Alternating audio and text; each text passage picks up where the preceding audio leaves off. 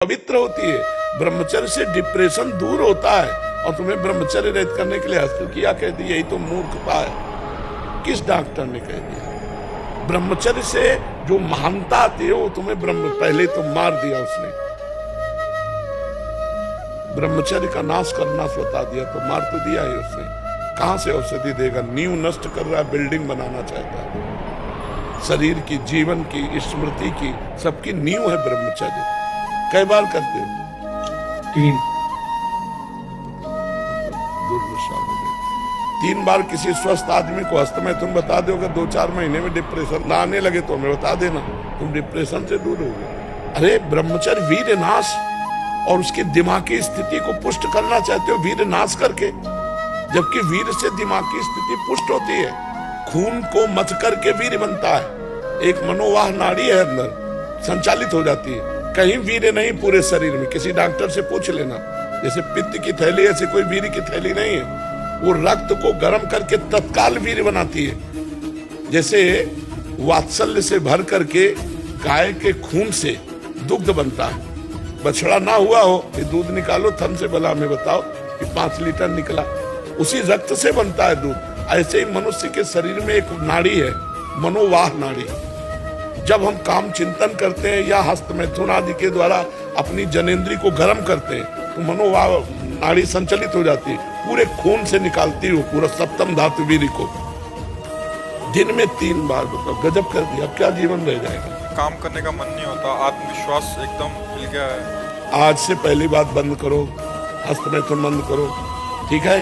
खुली हवा में सुबह 2-3 किलोमीटर दौड़ो, सात्विक भोजन करो, हरी पत्ती वाला अधिक भोजन करो और राधा नाम जप करो।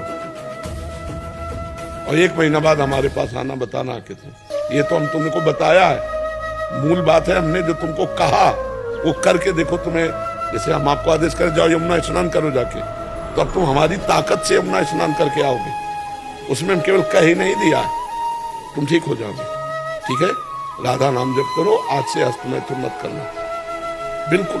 और आप 2-3 किलोमीटर जितना दौड़ सकते हो उस रफ्तार से दौड़ो और सात्विक भोजन पाओ। सात्विक भोजन का मतलब कोई मांस मदिरा ये सब चीज नहीं होनी चाहिए। हरी सब्जियां हैं, दाल है, रोटी है, पाओ और सत्संग सुनो और राधा नाम जप करो। 1 महीने में हमें बताना कि तुम ठीक हो रहे हो कि नहीं, तुम्हें कैसा लग रहा है। 1 महीने हस्त मैथुन मत करना आज के बाद, ठीक है?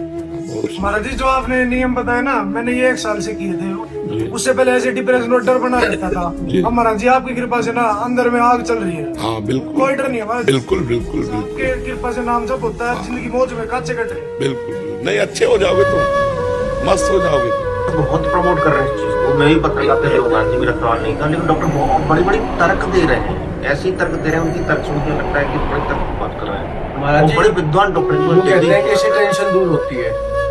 तुम्हारी दूर हुई?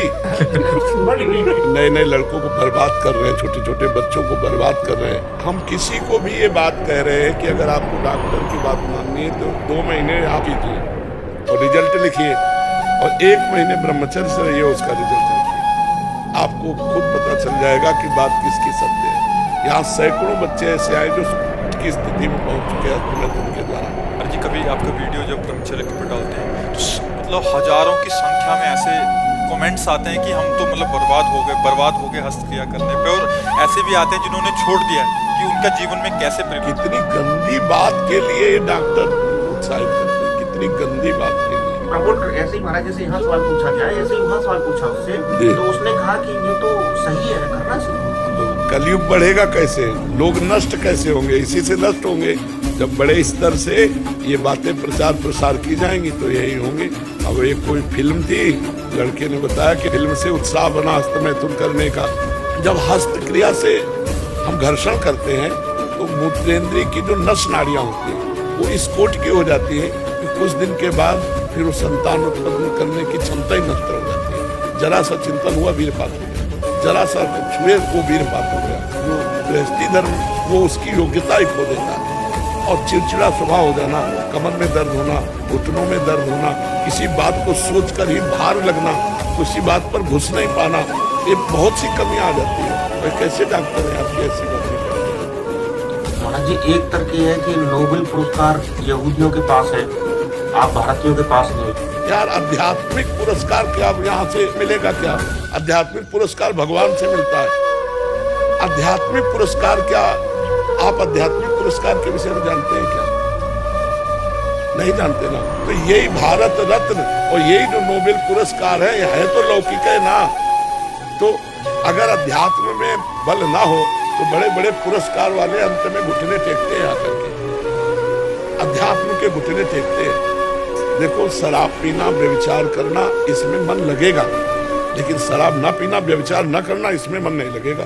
अच्छा, इसमें जो उन्नति होगी वो आध्यात्मिक होगी, उसमें जो उन्नति लौकिक है, लौकिक उन्नतियों में बहुत पुरस्कार मिल रहे हैं, लेकिन आध्यात्मिक उन्नति जो भगवान की प्राप्ति का है, जो संयम का है, जो जितेंद्रियता का है, उसे संसार कौन जानता है भाई? अच्छा, आप आज आए हो हमारे पास किस बात के लिए आए? अध्यात्म के आकर्षण से तो आए हो। हमारा पुरस्कार ये होगा कि आप सही हो जाओ, आप सही हो जाओ, आप सही हो जाओ। आध्यात्मिक से अब जैसे बच्चा कह रहा है, इसका अनुभव है कि जब मैं गलत आचरण करता था तब मैं अशांत दुर्भयभीत था, आज मैं आपके अनुसार चल रहा हूँ, मैं बिल्कुल तेरा निर्भय हूँ। तो ये बात अब निडरता का, उसकी आध्यात्मिकता का, अब इस बात को तो संसार नहीं जानता है ना। जितेंद्रियता का, जिसके निकालने में इतना सुख है उसको रोकने में कितना सुख होगा, इस बात को कैसे कोई समझे? महाराज जी नाम बल से हुआ है, सच बता रहे। आपने तो बोला ना तरह तो अपने बस की कुछ नहीं थी। अगर ना तरह रखते रहे ना अपने, पता नहीं क्या होता है, सारी गलत चीज छूटी। बिल्कुल बिल्कुल बिल्कुल छूटे और आप ठीक हो जाओगे। यही बात आप कहोगे जो ये बोला, बस आप बिल्कुल चलना हमारे कहने के अनुसार। तो ये जो बाहर के पुरस्कार है इनको मत देखो भाई, आप देख लेना, हमारी बात मान। 1 महीना में आपका परिवर्तन न हो तो हमें बताना, ठीक है? पर जैसा हम कहें वैसा करना। उचित दवाइयां लेते रहो, हस्त मैथुन मत करना, और ये खाओ पी के दौड़, फिर धीरे धीरे दवाइयां फिर छोड़ देना। 1 महीने में अगर लाभ मिले आपको तो हमें बताना। बड़ी हिम्मत है महाराज जी, उन्होंने पूछ लिया। हाँ, इसे संकोच माना जाता है, गंदी बातें मानी जाती है कि महाराज जी पहले मानसिक बीमारी होती है, उसके बाद डॉक्टर के पास जाते हैं, डॉक्टर कुछ और सलाह गलत सब देते हैं। हाँ, गलत भी कर देते हैं। प्रतीक यादव जी, पुणे महाराष्ट्र से। महाराज जी आपके चरणों में कोटि कोटि। महाराज जी, एक नवीन साधक को कितना ज्ञान लेना चाहिए? क्या भगवत गीता से शुरुआत कर सकते हैं? ज्यादा ज्ञान लेने के चक्कर में कंफ्यूजन होता है, कृपया मार्गदर्शन करें। क्या करें?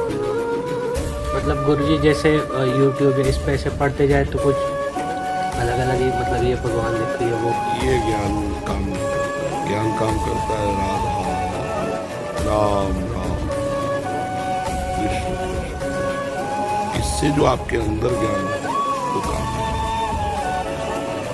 केवल बौद्धिक स्तर से आप सुनेंगे, दूसरों को सुना देंगे, लेकिन जो काम क्रोध आदि पर विजय प्राप्त करना है वो आप इससे नाम जप करें, साधना करें, आराधना करें, उससे जो ज्ञान होगा वो विजय प्राप्त करेंगे माया से।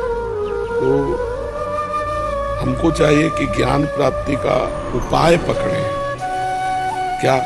शास्त्र स्वाध्याय करें, जैसे आपने कहा गीता जी करें, तो जो महापुरुषों द्वारा की गई टीका है, टीका माने अर्थ, उसका विस्तार, जैसे स्वामी राम सुखदास जी ने किया है गीता जी की टीका, उसका नाम साधक संजीवनी है।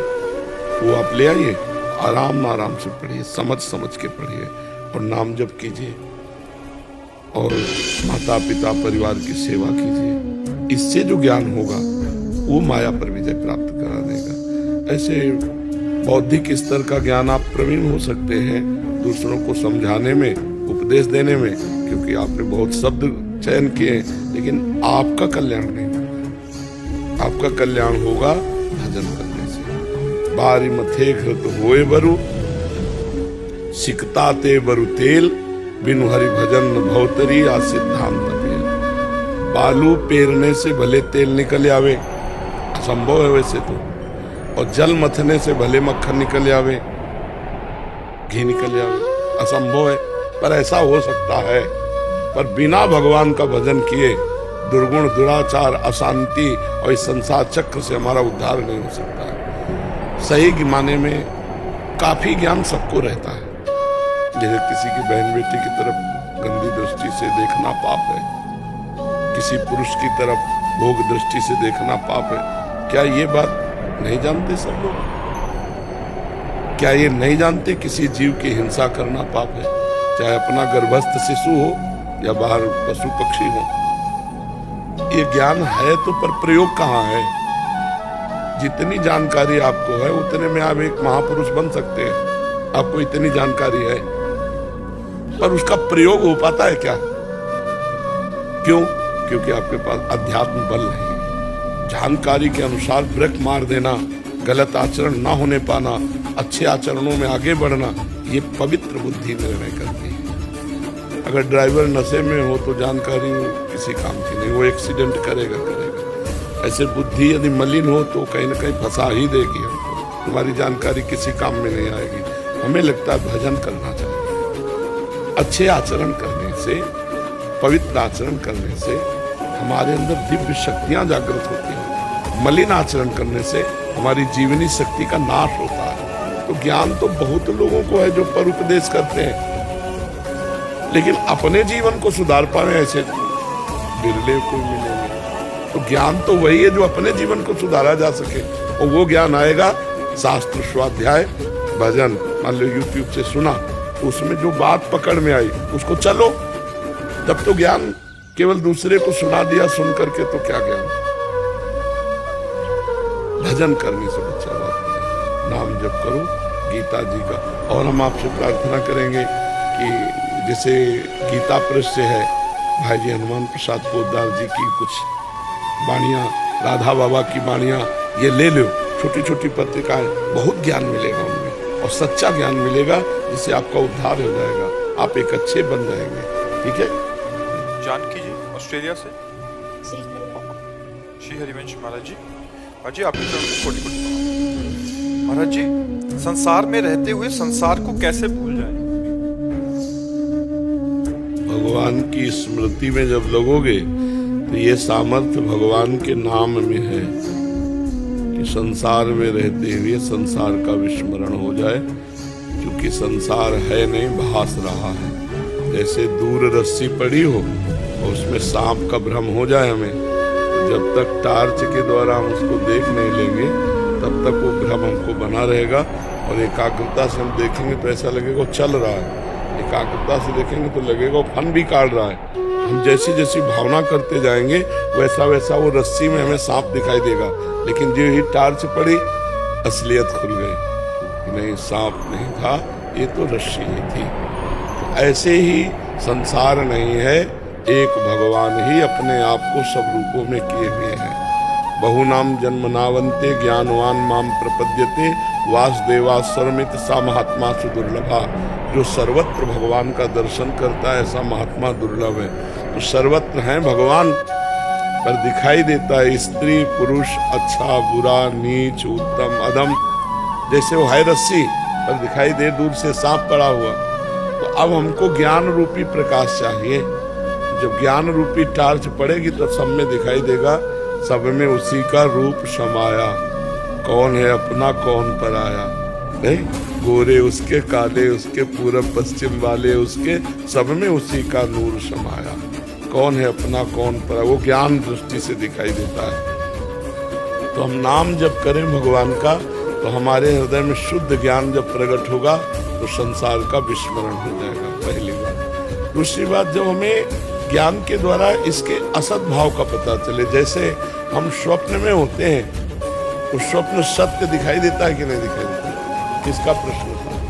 स्वप्न सत्य दिखाई देता है कि नहीं दिखाई देता? लेकिन हम जब जगते हैं तब स्वप्न सत्य दिखाई देता, माना कि नहीं? जब हम स्वप्न में थे तब उसे झूठा नहीं कह सकते, उसे सत्य सा लगता है। कोई प्यार करता है तो प्यार करता लगता है, कोई मारता है तो मारता सा लगता है। लेकिन जब हम जगे तब हमको पता चला कि वो झूठा था।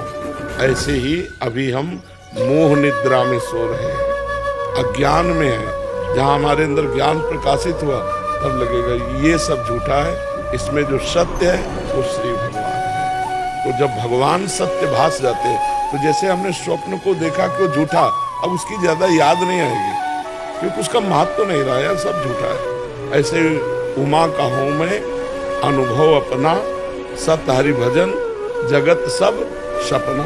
ये पूरा संसार भगवान शिव कह रहे हैं ये स्वप्नवत है, पर ये कब पता चलेगा? जब आप भजन के द्वारा ज्ञान में जगेंगे तब। अभी तो अज्ञान में ही है, तो आपको तो सत्य दिखाई ही देगा। जब आप भजन करेंगे, भजन के बल से इसके सत्यत्व भाव का नाश होता है, तब दिखाई देता है। जैसे गोस्वामी तुलसीदास जी देख रहे हैं, सिय राम मैं सब जग जानी, करहूं प्रणाम जोरी जुग पानी। सब उनको सिया राम दिखाई दे रहे हैं, हमें स्त्री पुरुष दिखाई दे रहे हैं, तो हमारी दृष्टि खराब है ना, तो हमें ठीक करना पड़ेगा नाम जप से। तो संसार में रहते हुए, नाम जप करते हुए हम ऐसे असंग रह सकते हैं जैसे जल में ही कमल का फूल प्रकट होता है, लेकिन असंग रहता है। आप निकाल के देखो, बिल्कुल पानी रहित। ऐसे ही भक्त संसार में ही रहता है और वह असंग रहता है। सब में भगवान का दर्शन करके वो कहीं मायामल से युक्त नहीं रहता। समझ पा रहे हैं आप? अमित जी मुंबई से। भगवान आपके चरणों में कोटि कोटि भगवान, जैसे आप श्री कहते हैं कि जो भी सिद्ध महापुरुष जन होते हैं वो कोई कर्म नहीं करते, ना ही कोई शुभ और ना ही अशुभ, वो कर्म से परे होते हैं। भगवान, मुझ अधम का ये प्रश्न है कि बिना कर्म रहित क्या है? जैसे हम ग्रस्त कुछ ना कुछ कर्म करते रहते हैं। हमारी बात समझो, गाड़ी बंद है, 1 पैसा का पेट्रोल खर्चा नहीं, और ढलान से उसको छोड़ दो ब्रेक हटा करके, तो गाड़ी चल रही है, लेकिन गाड़ी चल नहीं रही है। जो गाड़ी चलने में कर्ता भाव में जो पेट्रोल खर्चा होता है, जो ड्राइवर की मानसिकता खर्चा होती है, वो कुछ नहीं खर्चा होती। वो हैंडल पकड़े बैठा रहे, गाड़ी सीधे रास्ते, ढलान है ना, ढलान है ना, तो ऐसे सिद्ध पुरुष का होता है कि कर्ता भाव खत्म, बस बुद्धि के द्वारा गाड़ी कोई देखना है कि बहकने न पावे, वो स्वयं चलती है। गुणानुगुण वर्तन्ते मनुष्या पार्थ सर्वसा। अब ये बात अपने जीवन में समझने के लिए पहले ज्ञान तो हो ना हमें कि हम हैं कौन।